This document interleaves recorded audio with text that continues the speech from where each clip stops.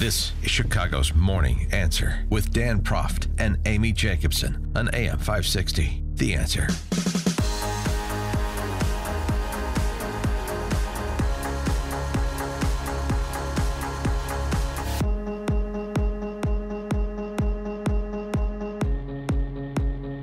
Good morning, Dan and Amy. Trump didn't cave. He may have folded temporarily.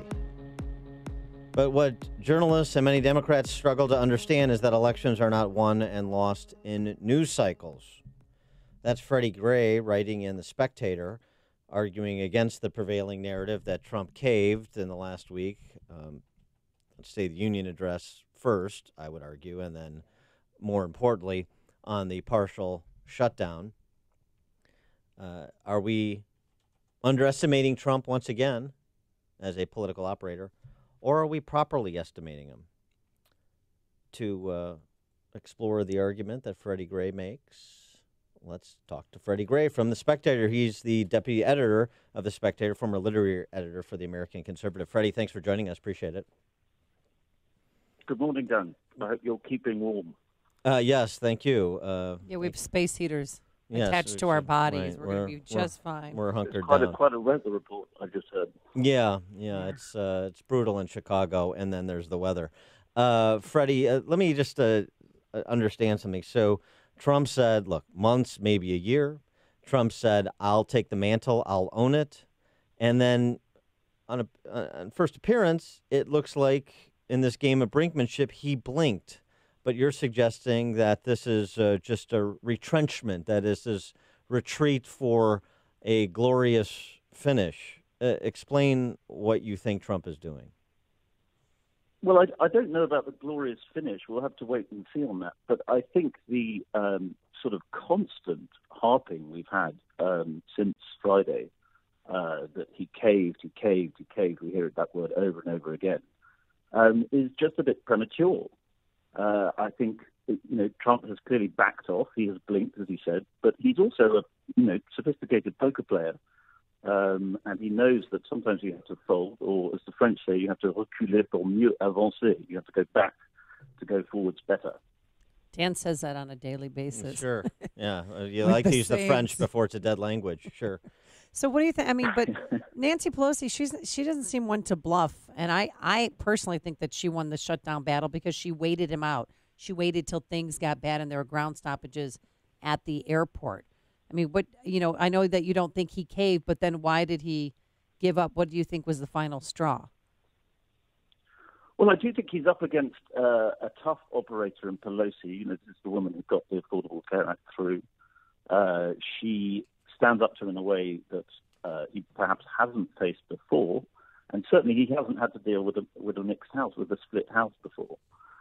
But nevertheless, I think that, again, with Pelosi, we see this sort of amazing cheerleading for her going on, and people are calling her the queen, and they're pretending that she's incredibly popular, and she's not. Look at her favorability ratings; they're about 38%.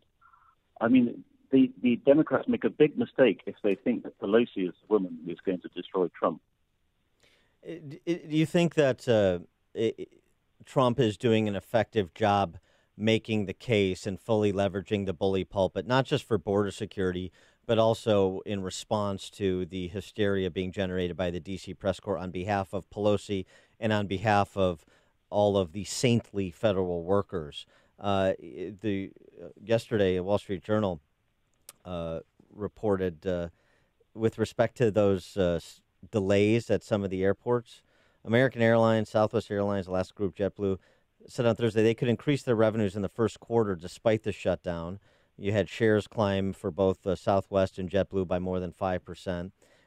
They said that passengers would soon face worse delays and more canceled flights if the partial shutdown dragged on further, but they also were making accommodations to continue running their businesses and apparently profitably.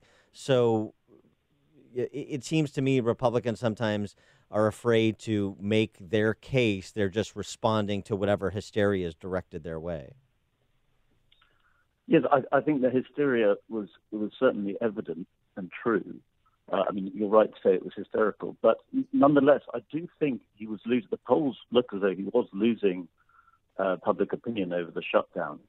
And therefore, I think blinking in this instance might actually be quite a shrewd thing to have done, in that it irritates his base, but it does what people in Washington it's called triangulating.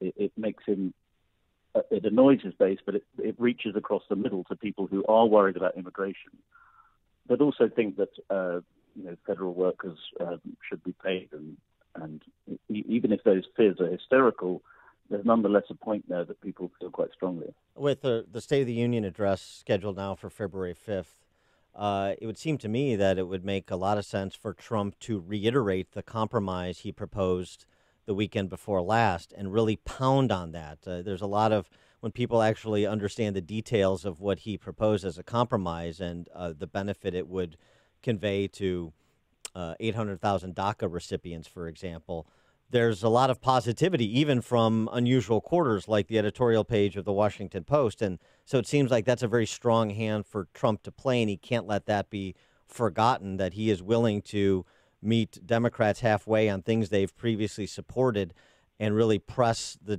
Democrats in the 10 days that are remaining before the potential of another shutdown. Well, that's right. And by toying with Trump over this speech, I mean, a lot of people think Pelosi has pulled off a masterstroke, but she's also given him an enormous stage. I mean, it's an enormous stage, but it's going to be the biggest ever stage, possibly. And Trump could, if he gets it right, he could really pound home his message, as you said.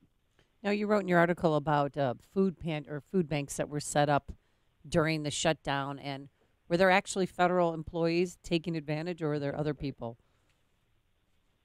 Well, I didn't see any of the food banks. I mean, the only one I went to actually was there was this was the most typically Washington thing ever. There was a Whole Foods pasta night, and the people I saw, there were a couple of furloughed employees. Mm-hmm. I have to be truthful, but the majority were just people going along for sort of the sense of community and coming together and agreeing that Trump was awful, and eating a lot of free, rather delicious pasta. I had some myself.